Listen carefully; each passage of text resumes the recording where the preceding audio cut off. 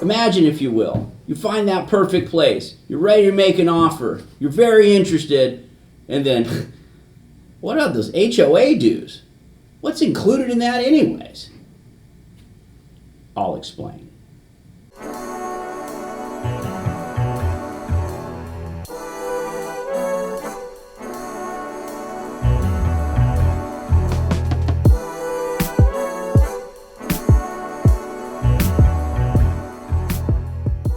So one of the most common questions I get as a real estate broker is, what is included in the HOA dues? So, well, let's start at the beginning. HOA dues are periodic assessments, typically monthly, charged to the owners of a common interest development to cover the common area expenses. The dues are the expenses that everybody shares who owns property in that community. I've broken down the things that are covered with the HOA dues into 5 categories. So the first category is utilities. And for most condominiums, that includes water, sewer, trash, and gas. And those are usually not on separate meters, so it's a natural one for them to put together and split as part of the HOA. Also, electricity, if it's for the common areas, so the lights on the outside or the hallway or anything that's going to be, or the common area air conditioning, that's also covered in your HOA dues. Some buildings include internet and a few cable TVs. Not as many that do that, but sometimes they're able to better negotiate better deals, particularly on the high-speed internet. The second category is repair and maintenance. And I'll break that up into, first of all, there's the common systems. So, picture a condominium building, the roof, elevators, plumbing, gates, the common area lighting, paint, carpet, landscaping and pool maintenance, community rooms and gyms. If it's an area that's shared by the association, that maintenance and upkeep is part of your HOA dues. So the third category is staffing and professional services.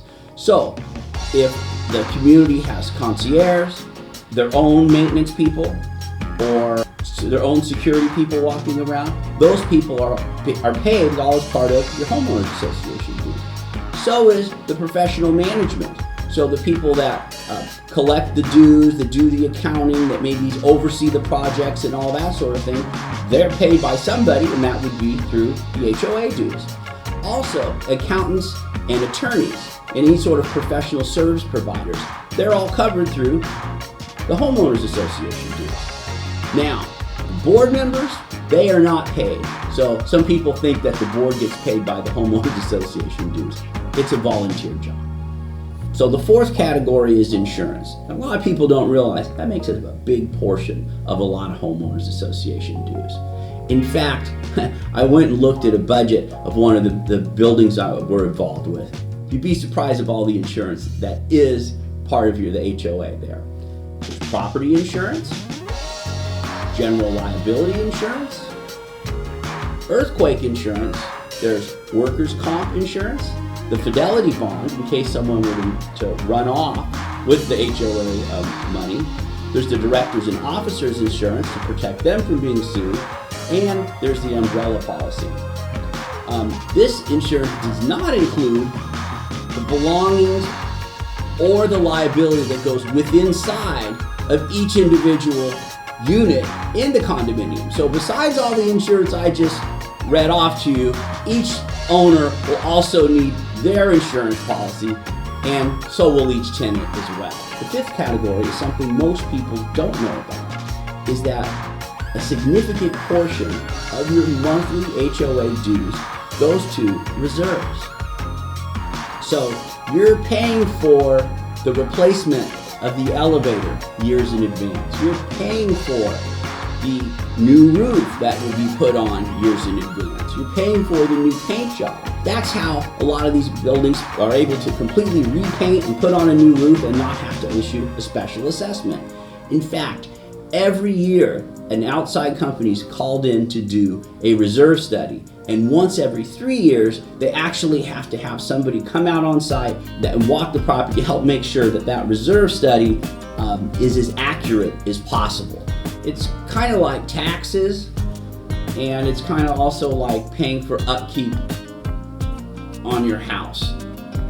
It's something that you need to do in order to get the services that you want and expect.